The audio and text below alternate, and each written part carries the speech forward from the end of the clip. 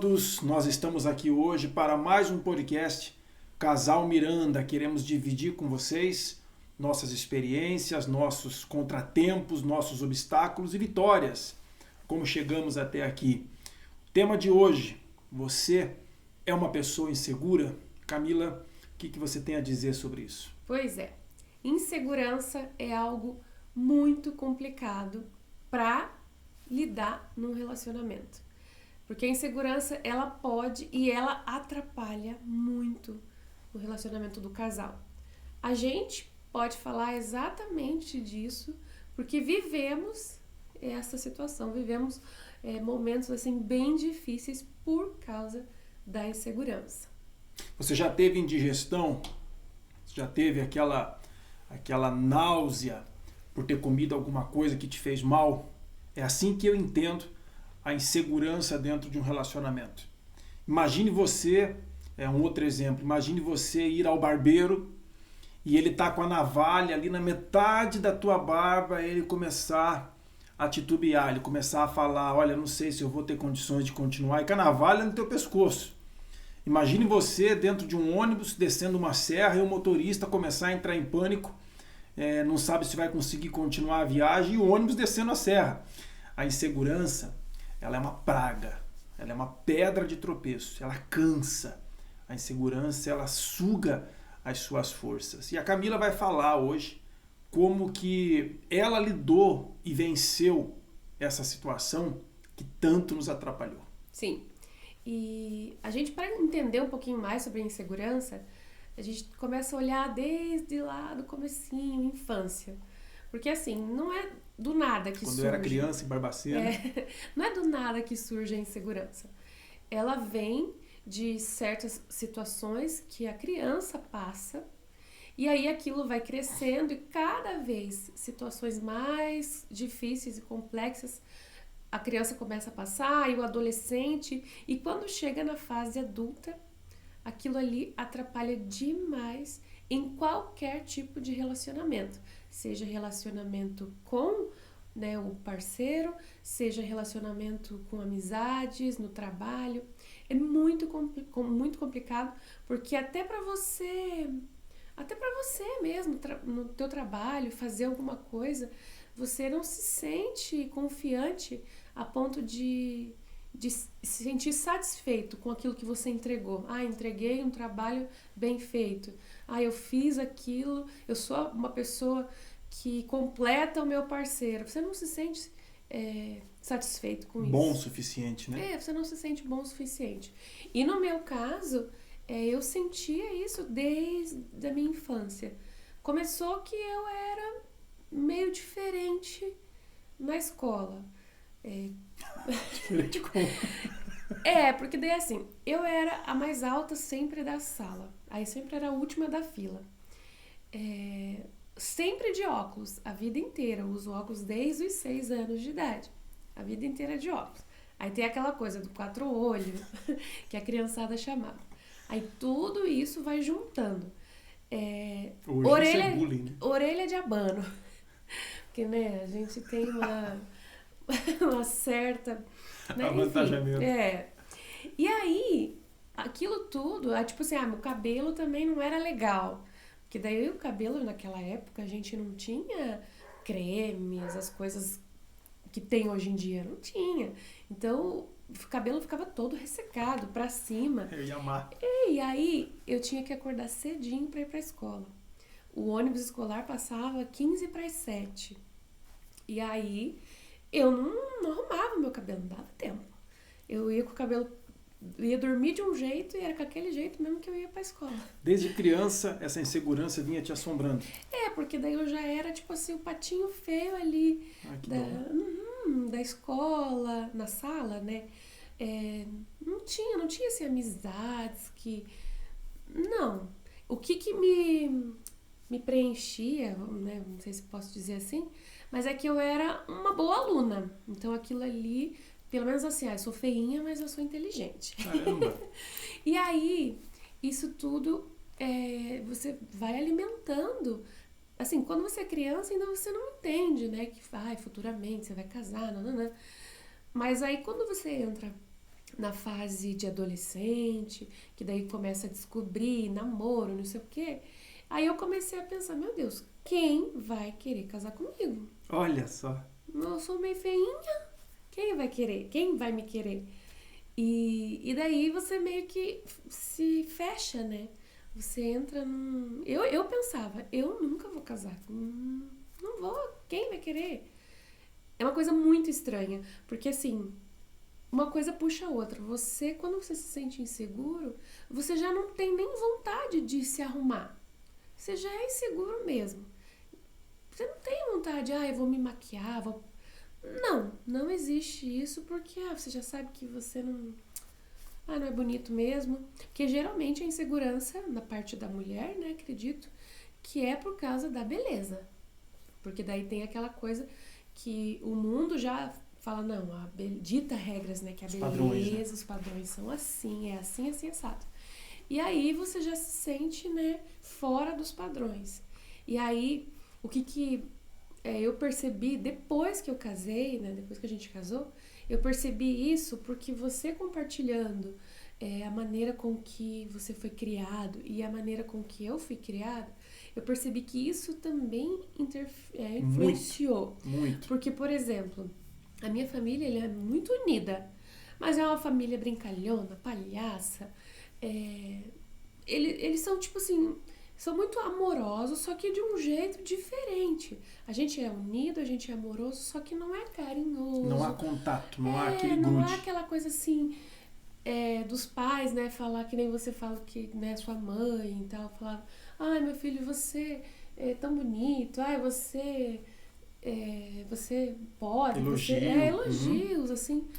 Assim, talvez quando criança existia, mas só que assim, na fase de adolescência, acho que isso interfere muito, sabe? O pai, não que o pai vai ficar elogiando toda hora o filho, mas, sabe, você afirmar, colocar aquilo dentro do teu filho, de que teu filho pode, que você vai conseguir. Nossa, isso é importantíssimo. Porque assim, do jeito dos meus pais, eles me criaram de uma maneira excelente. Tanto é que hoje a gente está aqui e eu devo muito a essa minha criação. Só que eu percebo, até conversei uma vez com as minhas primas, com a minha mãe, com a minha tia, a gente estava tudo numa roda ali conversando, justamente sobre isso, que a falta que isso traz quando a criança, né, o adolescente, se torna adulto e vai entrar no relacionamento. Aí, de repente, tem gente que fala assim, mas você não tem filhos, como é que você vai falar sobre isso? Como é que você vai saber? Eu não tenho filhos, mas eu fui essa filha. Então, assim, faz muita diferença esse cuidado dentro de casa, de você mostrar para o teu filho que vai ser difícil, claro, a vida não é fácil, que ele vai ter que lutar, mas que ele pode vencer, que ele tem condições de vencer, basta ele ir à luta. E assim, de uma maneira, em certo ponto, os meus pais me ensinaram a isso, sabe? A lutar, a ir enfrentar, mas nesse lado pessoal ali de questão de beleza, eu senti que houve um pouco dessa falta. E assim, na verdade, eu já sabia. Eu na adolescência, eu falava, eu já não sou bonita mesmo. Então, né, pra que meu pai, minha mãe, sei lá, o pessoal da minha família ia ficar me encorajando? E eu acho engraçado até hoje, porque hoje eu chego lá na minha mãe, meu pai fala, nossa, que linda, hein? Tá gatona, hein? Tá bonita. Hoje eles falam isso, mas por quê? Eles veem isso hoje em mim porque eu me tornei essa pessoa. Sim, tá aflorado em você. Porque eu deixei a insegurança. E olha que interessante, quando eu vi ela pela primeira vez, eu falei isso no podcast anterior, eu achei linda a primeiro momento. Eu sempre afirmei para ela. E durante anos do nosso relacionamento, quando eu dizia assim, nossa, você tá top hoje, tá linda, ela fazia assim, ó. Eu tinha um ódio disso, eu tinha uma raiva disso. Eu comecei a bater muito em cima dessa tecla. Você é assim, você tem que se achar, você tem que ter aquela coisa feminina, né? De se achar bonita, de se achar poderosa. tudo que é em excesso faz mal. Tudo que é excessivo faz mal. Mas a mulher, ela tem que ter essa dosagem de vaidade, ela tem que ter essa dosagem de autoconfiança, ela tem que ter. E eu, pelo contrário, né, nós somos em 3 homens e 2 meninas dentro de casa. Então eu, em particular, eu sempre fui encorajado pelo meu pai, em especial. O meu pai, ele tem uns bordões assim muito legais que eu nunca, jamais vou esquecer. Meus irmãos, eles zoam comigo até hoje. Meu pai dizia assim, ó: poxa, o Leite Ninho não cria um caboclo melhor do que o Marcelo. Pode criar para empatar, mas melhor não. Então, a vida inteira eu escutei isso, a vida inteira. Pelo menos uma vez por semana eu ouvia isso do meu pai e ouço até hoje. Então aquilo, sabe, me encorajava. Eu, dentro de mim, eu pensava assim, eu sou bom. Eu sou bom. Aí outras coisas que ele dizia assim, a gente trabalhava desde novo na oficina. Então ele vinha com um copo d'água, tadinho, até hoje ele é assim. E ele dizia assim, ó: esse aqui é um trabalhador incansável. Trabalhador incansável. Então esses bordões dele, que ele falava toda vez e fala, de uma certa forma encorajava a gente. Então eu sou cheio de defeitos, como todas as pessoas. Não há um ser humano perfeito, né? Assimétrico, perfeito. Não há. Se tem, enfim, é um presente do destino aí que certas pessoas recebem. Mas eu sou cheio de defeitos. Eu tenho meu dedo da mão quebrada, que eu me acidentei com 5 anos. As pessoas me chamavam de ET, telefone em minha casa, por causa do filme. Até os meus 23, 24 anos, eu tinha o meu dente da frente enorme, cresceu encavalado. E eu, por falta de condição, nunca tratei também, fui deixando.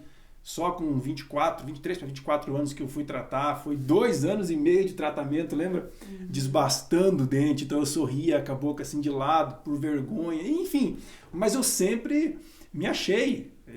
Eu sempre tive essa autoconfiança. Eu sou bom o suficiente para fazer uma pessoa feliz, para cuidar de uma esposa, para desempenhar o meu trabalho. Eu sempre dei a cara a tapa, sempre fui muito entrão. Me dão uma brechinha, eu faço dela uma porta. Então não é arrogância, é acreditar no meu potencial. E sempre tentando injetar isso nela. E ela, tadinha, eu percebia que ela tinha essa deficiência. E é uma coisa que ninguém pode curar. Ninguém. Por mais que ele tentasse me ajudar... Ajudar. Não teria como tirar isso de mim. Eu teria que entender, que foi o que aconteceu. Eu entendi o que estava acontecendo, como que eu era, da onde eu trouxe, né, tudo isso, e aí fazer alguma coisa para resolver essa situação. Porque assim, existem os 2 lados, né? Tanto a pessoa insegura tem um lado bom, só que acaba desequilibrando demais.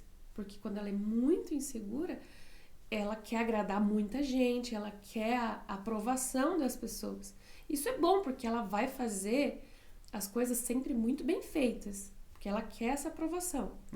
Só que aí você tem que saber dosar, que nem a pessoa que tem, né, uma autoestima igual você.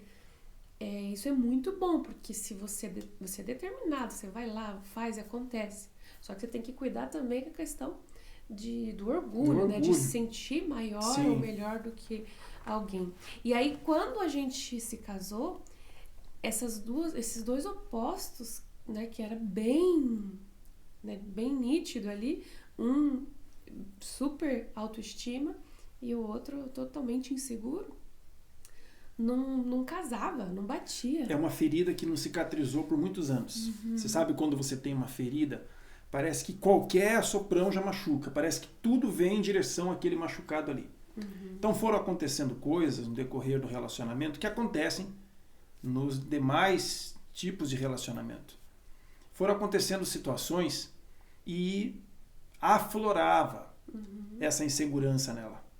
As coisas que aconteceram, nas quais eu me refiro, não foram traições, graças a Deus. Essa palavra, ela está fora do nosso relacionamento. Num outro podcast a gente vai enfatizar bem sobre esse assunto. Não há espaço para traição, para adultério, nem para divórcio no nosso relacionamento. Mas foram surgindo situações devido à imaturidade, situações devido ao estresse. E cada coisa dessas, sabe, aflorava, multiplicava por 100 por causa da insegurança dela. Uhum. É porque daí eu pensava assim, ele é bonito, eu não sou, ele tem essa autoestima, ele se cuida, eu não me cuido tanto, eu não sou bonita, meu Deus, a qualquer momento eu posso ser trocada por uma bonita, por uma que se cuida, porque... E aí é uma coisa bem complicada, porque além de tudo isso, você começa a não ter o cuidado que você tem que ter com a tua saúde, né, alimentação e tal. E aí eu acabei engordando, acho que uns 3 anos depois que a gente casou, em um período de 1 ano, eu engordei uns 10 quilos. E aí, eu sei que foi muita coisa. E aí foi, nossa, praticamente assim, uma ruína pra mim. Eu falei, nossa, agora é o meu fim.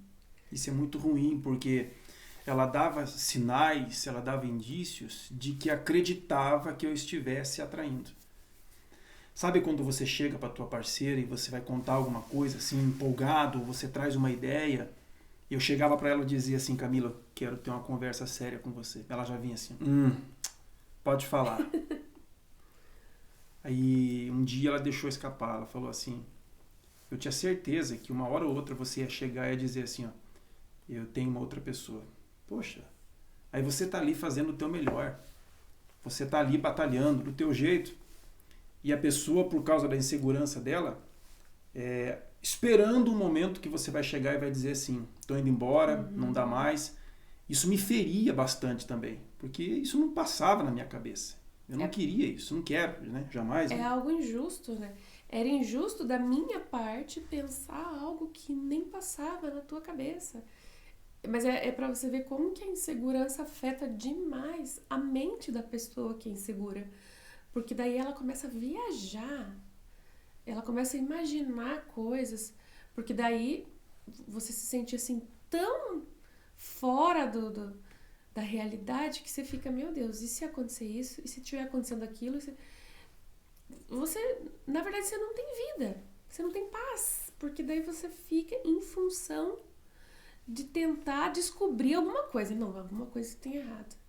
E aí você tenta, ao invés de você, que nem eu falei, né, que a pessoa insegura, ela de certa forma ela tem um ponto positivo, que ela faz tudo muito bem feito para poder compensar, né, a insegurança, para poder agradar. E ao invés dela fazer exatamente isso, que ela se esforça para fazer tudo muito bem feito, no relacionamento, assim, com ela mesma, né, deixando essas questões de lado, se arrumando, se cuidando, porque isso faz a diferença. Faz. Assim, total. Faz. E não só pro parceiro, mas principalmente para quem vive a insegurança. No meu caso, eu só entendi isso tudo a partir do momento que eu falei, não, a partir de agora eu vou me maquiar, eu vou fazer uma dieta, eu vou arrumar meu cabelo. E assim, foi até... É incrível. Num dia eu tomei a decisão. No outro dia eu fui lá, cortei meu cabelo, pintei, fiz uma revolução. E por incrível que pareça, eu chegava nos lugares que a gente frequentava, nas pessoas conhecidas, as pessoas olhavam pra mim e falavam assim, nossa, que linda que você tá. E eu, meu Deus, é inacreditável. A partir do momento que você toma a decisão, claro que, assim, existe muito da tua parte ali, mas existe algo que é uma força maior. Porque, assim, sozinha, eu vou ser sincera, sozinha eu não consegui. Todo o tempo que eu tentei sozinha, eu não consegui. A única maneira que eu consegui é porque quando a gente tá passando por uma situação física, tipo assim, eu preciso levantar esse sofá. Sozinha eu não consigo, mas eu tenho ele aqui, ele vai me ajudar a levantar esse sofá. Então, coisas físicas, a gente tem pessoas ali para ajudar, mas quando é uma situação, alguma coisa no teu interior, é muito difícil uma outra pessoa assim, não tem como uma Eu outra tentei pessoa durante anos. Te ajudar.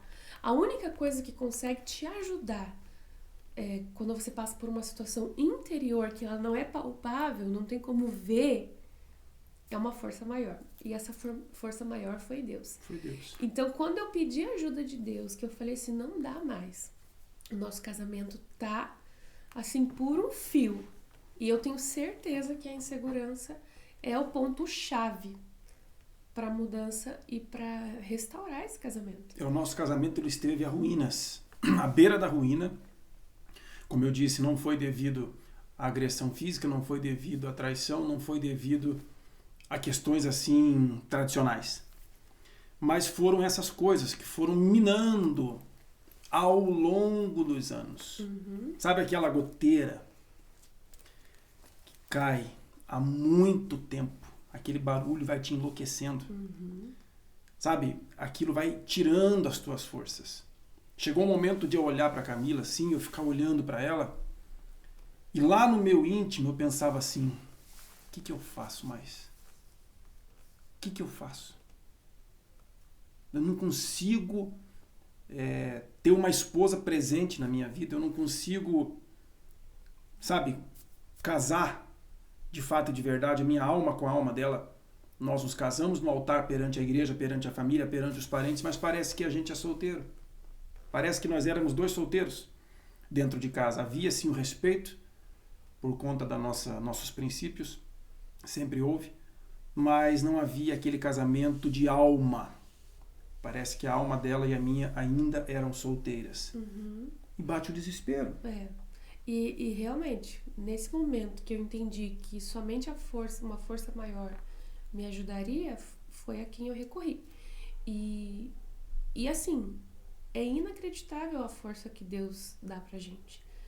Eu tirei, assim, você olha e fala, não tem como. Mas eu dei um jeito. E eu tenho certeza que era Deus me ajudando. E aí comecei a me cuidar, comecei a entender o meu papel de uma maneira segura, de uma maneira que, né? Claro que vem de anos, desde a infância, você vivendo ali. Então, se você não cuidar, não vigiar, tem umas horinhas ali que a tua carne quer dar uma deslizada e você... Ai, meu Deus, será que eu... né? Será que eu tô segura mesmo de mim? Mas aí você... É o lutar todos os dias contra o teu eu. Mas tem que ter o ponto-chave, o ponto de decisão, que você fale assim, a partir de agora, acabou. Essa pessoa morreu e agora nasce uma outra, que foi o que aconteceu comigo. Essa Camila insegura morreu. E agora renasce, né, uma nova Camila, com mais segurança, com uma autoestima, a estima que vem de Deus, né, que nem a gente fala. E aí, nossa, as coisas o nosso casamento, o que não existia e passou a existir naquele momento foi admiração. Uhum. Eu sempre falei isso pra ele. Não é que a gente se amava e tudo se mais, respeitava. se respeitava, só que não tinha admiração. E talvez, acredito eu, ele não conseguia me admirar, porque como que você vai admirar uma pessoa insegura? A pessoa insegura, ela fica apagada. Há quem esteja nos assistindo aí, homens, mulheres, que a insegurança dela, está sendo provocada, eu não diria, mas reforçada por conta do comportamento do parceiro. Uhum. O parceiro só pisa na bola, o camarada ele só vive dando moral para outras mulheres, ele não faz nem questão de esconder isso. A mulher também, ela oprime, ela humilha o marido, isso existe. A mulher joga na cara do marido. Eu lembro de um casal que ele me contando, ele disse assim, a minha mulher chegou para mim um dia, só porque eu estava acima do peso, ela falou assim, eu tenho nojo de você, essa tua gordura, isso me incomoda. Ela falou aquilo na intenção de revoltar ele, de despertar ele, mas olha o palavreado, a forma que ela achou. Então, é um soco na cara, né? É muito pesado. Pesado. Tem pessoas que elas ouvem isso do seu parceiro, o parceiro fala na intenção de despertar, vamos ver se ele desperta. A outra que falou assim, se esperta, a fila anda. Pô, casados, com 2 filhos, já tem uma história juntos. E a mulher vira pro marido e fala assim, ó, a fila anda. É garota de programa ou é esposa? Como é que é isso? Tá no relacionamento ou não tá? Então tem coisas que o parceiro fala que fere demais. E eu cometi muitos erros, assim, de falar para ela na intenção de fazê-la reagir, porque eu quero bem, eu a amo.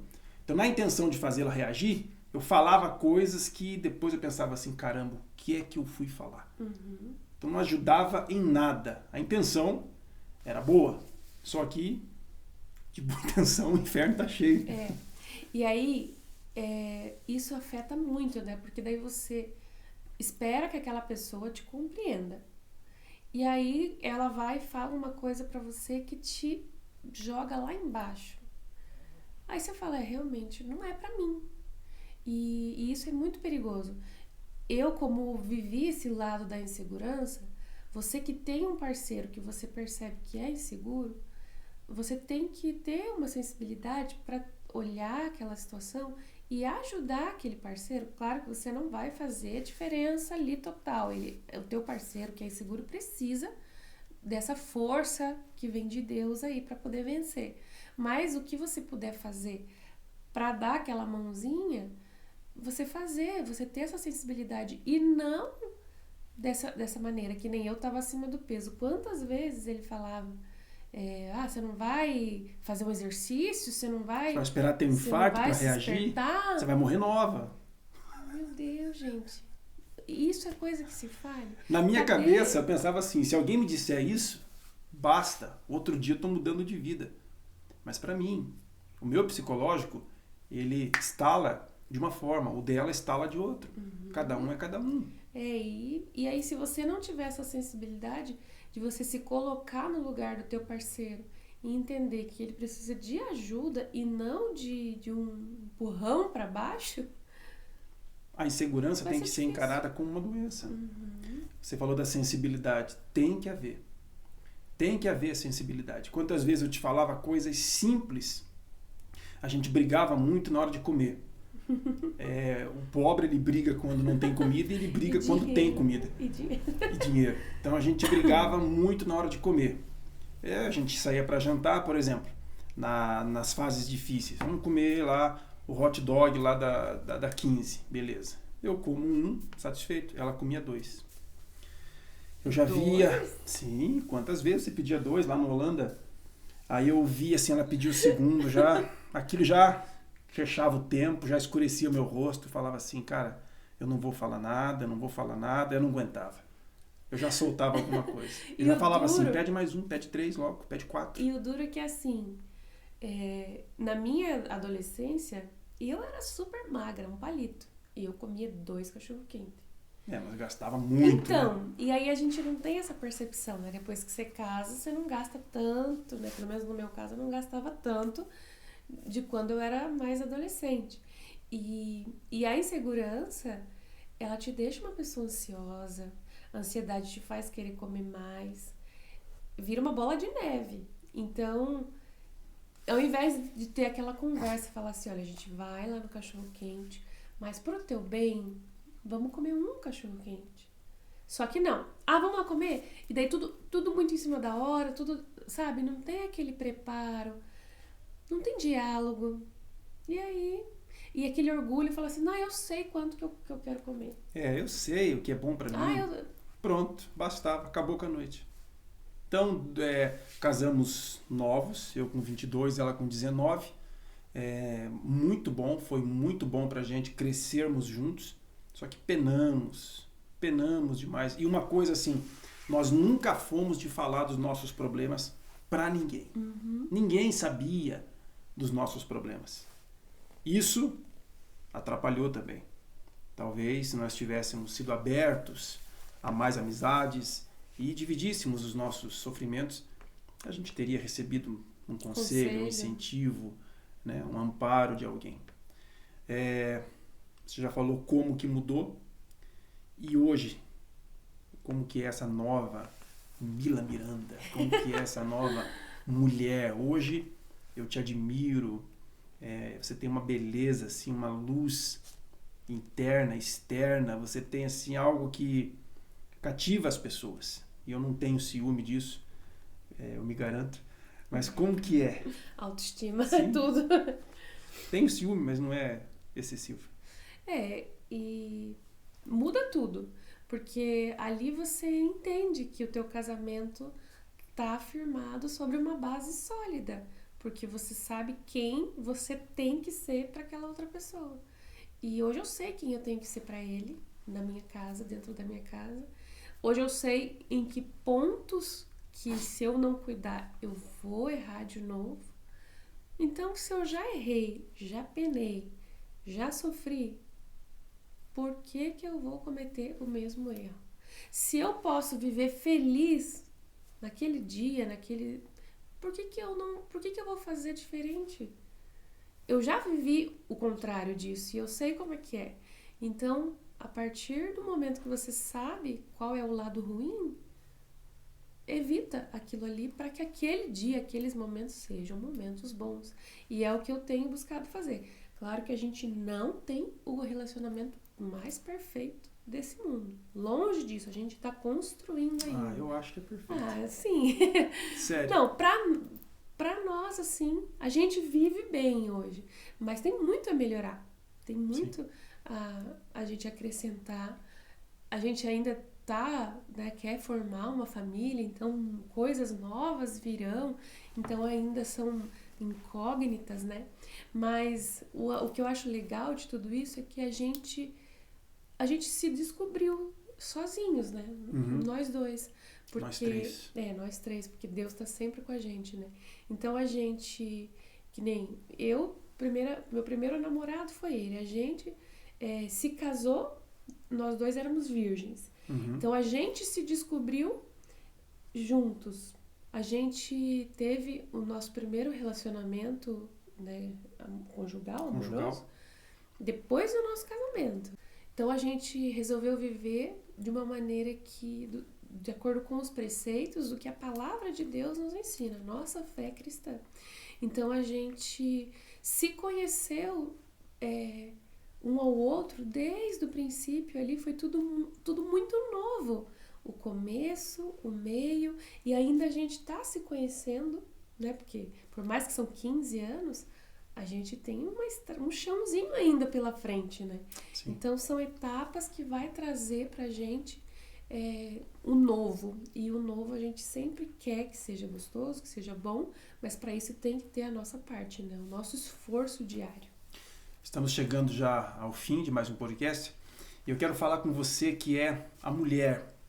Você que se sente insegura porque você tem uns defeitinhos fora dos padrões que a sociedade pede. Você tem uma gordurinha aqui, você tem uma barriguinha, o teu cabelo não é tão legal, enfim, você tem talvez mau hálito, você tem uma barriguinha, você tem varizes e você tem insegurança por conta disso. Qualquer hora eu vou descobrir que fui chifrada porque essa mulherada... Deixa eu falar uma coisa pra você. Há muitas mulheres bonitas, belíssimas aí fora. E tem mulher que ela faz questão de se arrumar para andar na rua, para chamar atenção. Tem mulheres que elas se arrumam porque elas se amam e querem andar bem. Mas há mulheres que, nós sabemos disso, que elas se arrumam para chamar a atenção do homem. Elas têm um prazer. Por muitas vezes elas são inseguras, por isso fazem isso. Mas deixa eu falar para você. Não interessa se há 20 mulheres lindas e perfumadas e bonitas trabalhando junto com o seu marido. Se ele tem uma mulher de verdade dentro de casa, fique em paz. Se ele tem um relacionamento firmado, se vocês construíram algo com base nos princípios, na honestidade, na verdade, na fé, tenha paz. Pode ficar segura. Eu saio daqui para ir para o trabalho. Daqui para o meu trabalho é cheio de mulherada. Eu lá quero saber de mulherada que não construiu um tijolo comigo, que não construiu nada, não derramou uma lágrima comigo. Eu quero saber disso, papo raio que o parta, que siga o caminho dela a procurar o caminhão que ela caiu. Eu quero saber da minha, daquela que me espera em casa com o meu cafezinho pronto, daquela que me espera em casa com um sorriso no rosto, daquela que chora do meu lado quando eu estou chorando. daquela que sorri comigo quando eu tenho uma conquista. É dessa mulher que eu quero saber. Eu não quero saber das outras. Ah, mas a outra deu em cima, vai perder tempo. Mas investiu, vai perder tempo. Porque eu sou homem de uma só mulher. E ela tem uma grande participação nisso. Então, a insegurança manda embora. Busca ajuda em Deus, toma uma decisão e esse relacionamento ele vai ser outra coisa, é outra vida. Eu posso garantir para você. E o contrário também.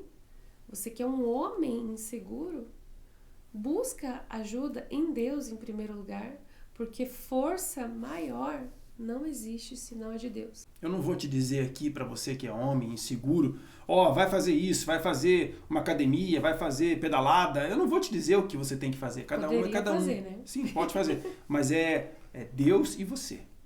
Descubra o que você pode fazer para mudar essa insegurança. O que você deve falar, fazer, agir com a tua esposa, com você mesmo, para você ter aí a sua masculinidade, a sua testosterona no lugar, você ter aí a sua segurança, né? Apostos, e você defender o teu lar. Eu acho que a palavra-chave é exatamente isso que você falou. Descubra. Às vezes você tá no casulo ali, você não, vou sair da minha zona de conforto. Não, vamos levando com a barriga. Mas saia, vai descobrir o que tá faltando para esse relacionamento, o que tá faltando para você deixar de ser essa pessoa insegura. E vai em busca de fazer diferente, porque depende de você, é o teu relacionamento, é a tua felicidade. Eu não consigo entender hoje, né?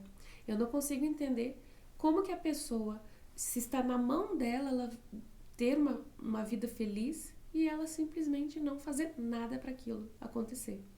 Então, é uma incoerência muito grande, né? É a tua própria vida, tá na tua mão. Então, faça alguma coisa. Chegamos então ao fim de mais um podcast. Espero ter ajudado e gostaria de pedir o seu feedback, aí, o seu depoimento. Você que tem sido ajudado, embora a gente começou há pouco tempo, esse é o segundo, né? Mas se você tem sido ajudado com aquilo que a gente tem passado aqui, manda pra gente aí uma escrita breve contando no que te ajudou. E olha só, eu fiquei com vergonha no episódio 1, porque eu falei dele assim, meu Deus, 3 coisinhas, e ele fez uma lista de 10 coisas. E aí eu vou preparar uma listinha, impecável, pro próximo episódio eu declarar aqui a minha listinha, tá bom, querido? Até a próxima. Tchau, gente.